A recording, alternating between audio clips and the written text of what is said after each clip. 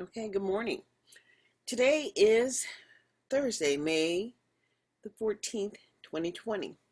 And there is supposed to be a commission meeting on school funding today in Nevada.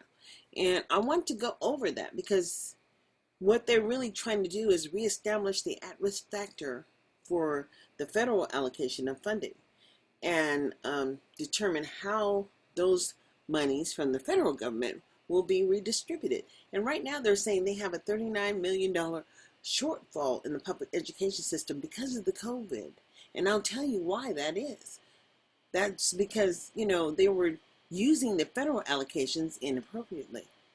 And they weren't exactly supporting the children who were generating those funds. And so, Nevada pretends that they get their instructions only from the legislature, the legislative branch. That's just not true. The legislative branch is supposed to be talking about how the federal impact and the federal aid is supporting the state aid and ensuring that equity and access happen. So here we go. Let's read this. This Senate Bill 543, Committee on Finance, an act relating to the education or creating the state education fund, revising the method of determining the amount of distributing money to support operations of the public schools in the state, establishing certain requirements for the accounting and use of the money, establishing requirements for the public schools in the state, creating a commission on school funding and establishing its duties, establishing provisions relating to reports, expenditures by the schools, directing certain revenues to be deposited in the state education fund, and making appropriations and providing other matters properly relating to in there. Well, they're into whatever. Okay, so how does that all work? Let's see. I can plus it up a little bit. Okay, let me plus it up a little bit more because, this is probably really going to be very blurry because I've noticed that that's the quality of video when you're recording on your own computer. But when I upload it, it doesn't really matter because you can always go to the Nevada Ledge and then look for this Senate Bill 543 and be able to read it yourself. So, anyway, the existing law declares that the proper objective of the state financial aid education is to ensure that each Nevada child is reasonably equal educational opportunity and establish the Nevada plan. And the formula is distribution for the state financial aid to the public schools in the state, in this state, to accomplish the objectives of NRS 387.121 as a part of Nevada's plan. And, it just really goes over to, the basic guarantee of the support from the federal government to the school districts. But then it involves some laws, you know what I'm saying? So when you go in here and you type in the word at risk does come up a few times. But when they're trying to redetermine the at-risk factor, it is an issue. And I don't even know what's getting started. Here we go. Okay, I had to pause that because I was sharing the screen, but I definitely wasn't not sharing that. And so when, this comes on at 1 o'clock. I thought it was going to be on before. And here we go. Is this the Senate bill I was looking for? Let's see. No, this is Senate Bill Amendment 295. And the changes in the law would be in red and green. Prohibiting preparation and delivery of documents, that simple legal process for, what is that all about? I mean, I think this happened because, I had requested some information in regards to the number of children and the proposed services in the juvenile hall for those children and what grade levels were they. I mean, we needed to have an explanation as the support for those children. And in order to understand really what's going on in Nevada, you really have to look at the data because data is everything. And If you're not seeing the data, then you don't know anything. But if you're looking at the end data and it doesn't reflect support for the children who look like you, basically, you know what I'm saying? And that's what the whole federal allocations are all about, is to ensure that the state has the resources to provide support for you. And, February, March, April, this is May. And May 1st, they had something. The 3rd, the 17th, Friday. I'm not exactly sure what that one is, but, when you can't click on it, it's not a link that you can actually use. Assembly sessions.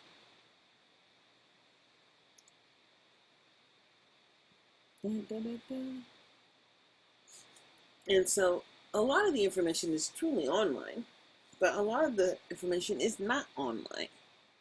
And you have to go back and try to understand what's going on. From what I've been able to understand is that they've equally distributed all of the resources from the federal government by individual numbers. Regardless of your condition or your need for services, each student generated allocation. And if you needed additional, well, that was never there. But there are resources that were coordinated in certain areas under the magnet program. We're supposed to be bringing resources to minority communities that, kind of like engaged in other additional opportunities. But then those opportunities were strictly reserved for people who had the ability to access those programs. And financially, I guess, they didn't suffer getting into those GT programs, because GT means gate, if you didn't know it. And this is something assembly for, but this is how they operate. The assembly does meet, and then they would have whatever they were reviewing. But what I don't understand is how the information is actually moved from the Senate or the Assembly to the Clark County School District or the Department of Education, and how they actually do the oversight process. I would imagine they have a shortfall because they were inappropriately using those federal dollars, because the children who were generating those funds basically were making no progress. And schools that were in program improvement for more than 5 years had tons of empty slots, as they couldn't get teachers to fill those slots.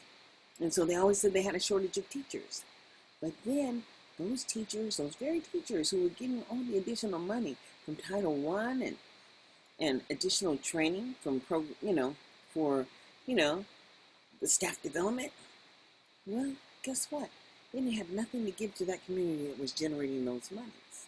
So now it's time to really just pull back the wool and let's understand what's all going on, because they don't have the data in which to demonstrate how they're allocating those federal dollars to help maintain, the at-risk youth or the at-risk population in the school district. Well, they were using the money inappropriately, and now they have to demonstrate. And they were going to say, what they were going to say was, this chronic absenteeism was an issue.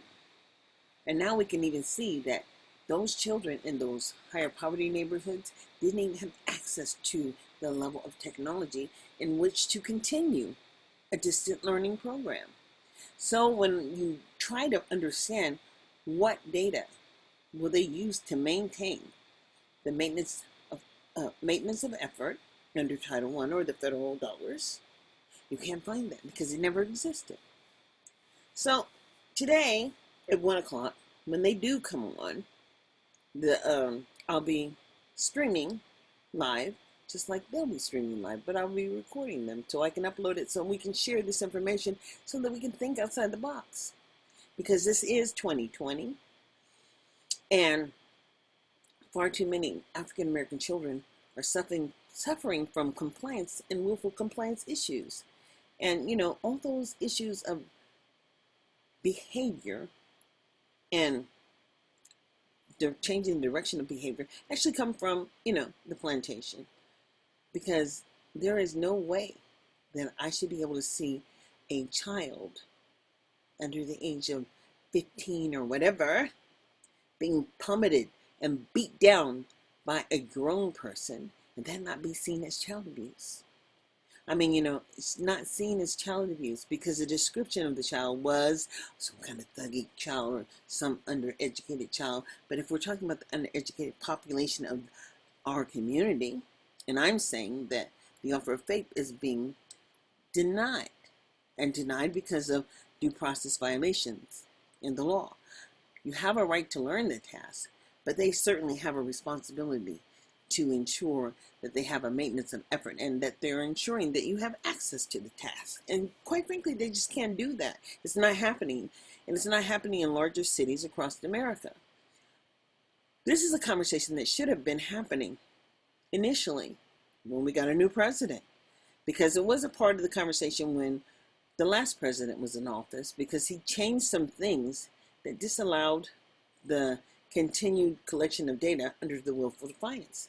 They had to start providing some information, and now they just want to have that waiver. If they could just only have the waiver and do the flexible spending like they were, then there's just no accountability. But every time I see in the news where someone in law enforcement has taken it into their own hands to be the judge and the jury and the prosecutor in providing redirection for our people, in which they don't treat anyone else in the world like they treat our children. And why is that? Why is that Kaepernick could not speak out about what he was fearing about his friends and family members having the ability to be pulled over and shot dead for the refusal to comply with an instruction? And you could have a disability, and guess what? It would not interfere with the ability for someone to instruct you to comply, and your failure to do so ends your life. You see, the conversations that we can have now certainly come from the last administration, and we could still be online. But, they do a lot of network management, and we are all in groups. And policies are all applied and to your devices, and they can stop your device from working at any second. Know that.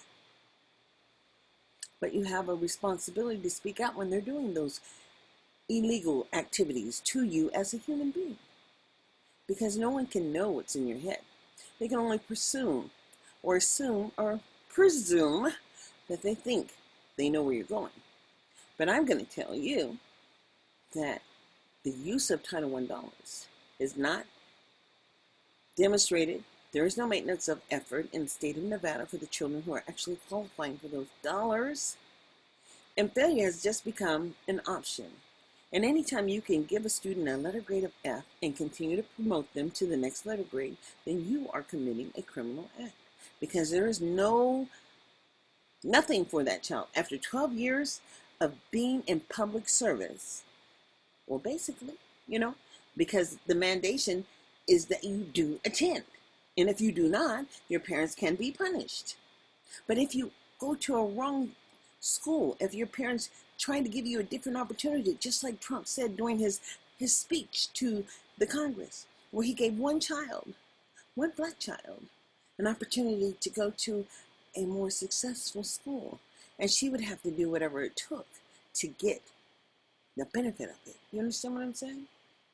So it's really about the services that are provided that are not adequate, and the lack of maintenance of effort, and too many people being paid to do work that they are not doing. So I'm going to stop right now. Hello?